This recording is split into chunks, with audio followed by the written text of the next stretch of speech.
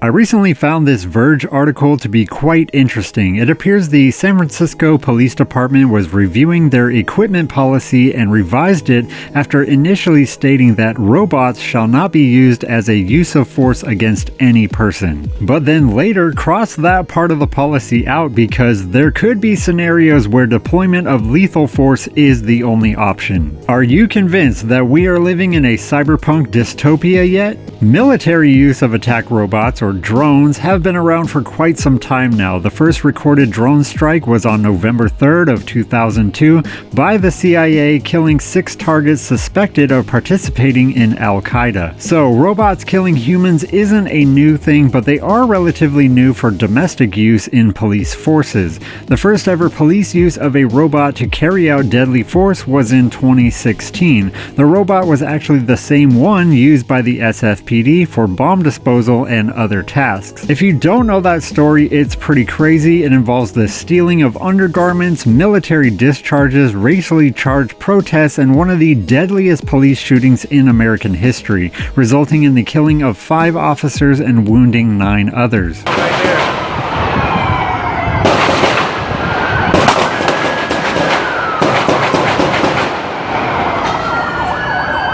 Around this corner. I don't know if y'all can see that. Get out of there! Get out of there! Get out of there! Thought the shots were coming from inside of a garage, but they were coming from down the street. I made it across the street into the parking lot, and that's when I saw a downed officer. I was walking, and a sniper just started shooting. Man, like all of the cops were getting shot, man. I just saw cops bending over, man. Like it had to be like 5 or 6 cops, like they was all getting shot down. A peaceful protest turning deadly as a sniper takes aim. The crowds running for cover. Officers frantically trying to locate the shooter. In the aftermath, 5 Dallas police officers are dead, 7 more wounded, as well as 2 civilians. Get back! A horrific ambush-style attack against police. This was a well-planned, well-thought-out, evil tragedy by these suspects. Tonight, law enforcement officials have identified the killer as 25-year-old Micah Xavier Johnson, a former Army reservist who was deployed to Afghanistan as a carpentry and masonry specialist and a self-described black militant. Johnson lived here in this Dallas suburb with his mother.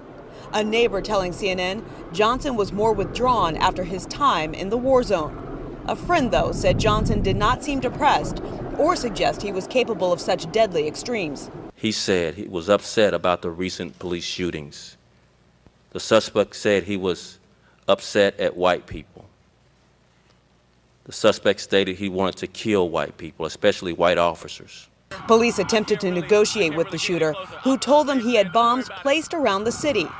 After those talks broke down and additional gunfire was exchanged, police sent in an armed robot. We saw no other option but to use our bomb robot and place a device on its extension for it to detonate where the suspect was. It all started at what was a peaceful protest in downtown Dallas, one of many across the country. Public outcry following police-involved shooting incidents in Baton Rouge and outside Minneapolis earlier in the week involving black men. This incident took place in Dallas, Texas, and Johnson, the assailant, repeatedly taunted police by goading them into the hallway and claiming to have planted bombs throughout the city. Later, searches of downtown Dallas found no evidence of any explosives. After several hours of negotiations, police determined that Johnson could not be persuaded to surrender and that they could not wait him out any longer because he might charge officers in the narrow hallway at any moment, as he had done several times earlier. So their team began considering several different tactical plans to end the standoff. One of the senior officers said they had considered using a 50 cal rifle to fire at the shooter, which had been successful in a similar attack on police 14 months earlier. However, in that case, the suspect had driven an armored truck into police headquarters and remained inside the armored vehicle. Johnson was holed up inside a popular populated college with thin sheetrock walls, so the tactical team deemed that approach too dangerous. They also considered rappelling down the building or attacking Johnson through the ceiling after opening it with explosives. Both options were ruled out due to the risks they might pose to the officers who would carry it out. Another senior officer and others ultimately arrived at the idea to use a bomb disposal remote control vehicle armed with about 1 pound of C4 explosive.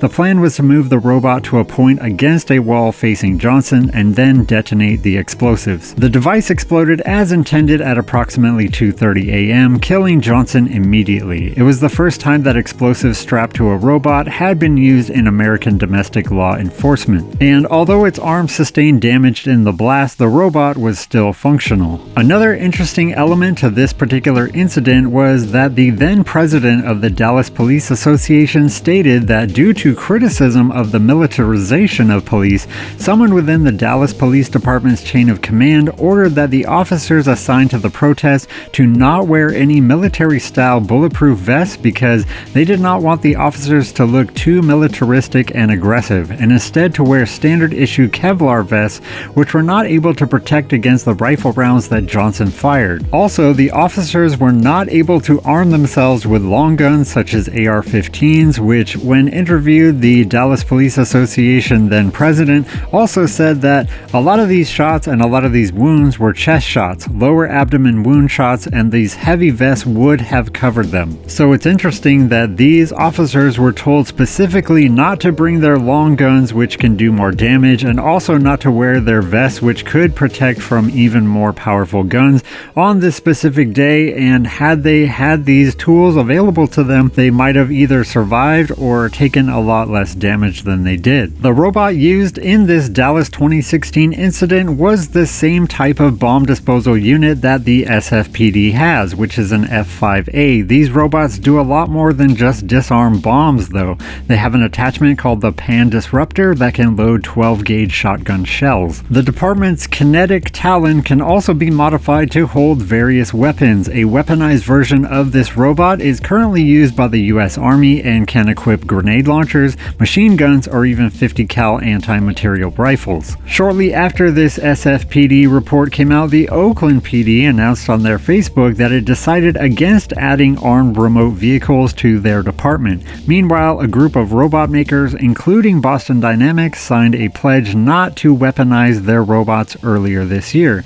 That sounds kind of like a trust me bro, I'm not gonna do it kind of thing. Another video I found disturbing was a clip making its way around Reddit where a POV drone cam where the overhead drone is dropping grenades onto a wounded enemy soldier from very close range. The soldier picks up the grenade that was dropped on him and throws it away before it explodes. Apparently there were 6 to 8 grenades dropped on this guy and then thrown before the soldier was captured, and ultimately he survived. It's quite terrifying to see this firsthand from the drone's perspective, as it really does look like a video game, but this game is not virtual. It's terrifying. It just makes me think that more and more incidents like this and the use of robotics is going to be the norm whether we like it or not. I definitely can see a Chappie-like future where robots are used almost exclusively for more dangerous jobs. I would absolutely love to live in a world where a military and police force isn't even necessary at all, as people will treat one another with kindness and respect, working together towards a united future where collaboration is the obvious choice for everyone involved, as that provides the greatest benefit to everyone. Sadly, this is not the reality we live in. Most, if not all, aspects of our lives is built upon the foundational elements of violence, even if that foundation is mostly veiled from our immediate view. Given this reality, I can see things from both perspectives. On the one hand, you have an extremely dangerous and mostly thankless job of helping people in dire situations. Situations where you have to put your own life on the line in order to help out others. I always knew that being a police officer is a tough job. You're always dealing with conflict and danger, and no one ever calls the cops because they're having a good time. You're there because something is wrong. It wasn't until I started watching donut operators videos of police breakdowns takedowns that I really got a sense for how stressful this job really is, where you have to be hyper vigilant because you never know what's coming around the next call, the next encounter, seeing these people willingly go into situations that look absolutely terrible, walking towards bullets flying at them, getting shot, still having to try and take down the threat. We all know that there will always be people doing bad things, putting innocent people's lives at risk. It would be nice to be able to not have to face that danger with a potential loss of life. I think robots could have a place in those situations where you've exhausted every other avenue.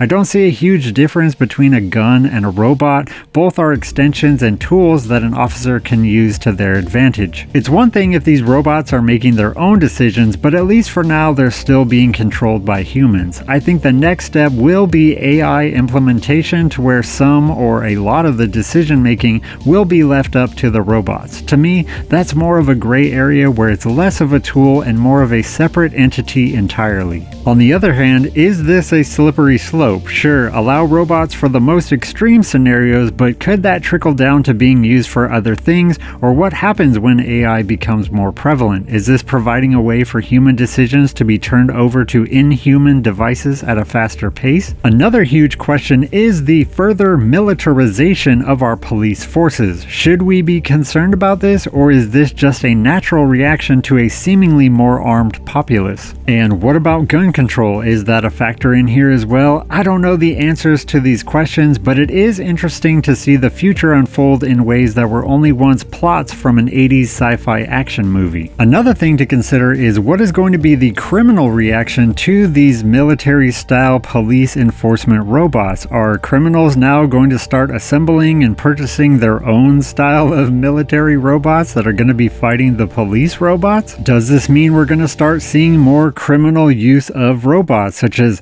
robots stealing things or robots killing people? I don't know. It just seems like a really crazy future ahead of us. But I'm curious as to what you guys think. Is this a good thing or a bad thing? Do you think that this future is inevitable regardless of how we feel? Are you convinced that we're already living in a cyberpunk dystopia, or do you have much more hope for the future?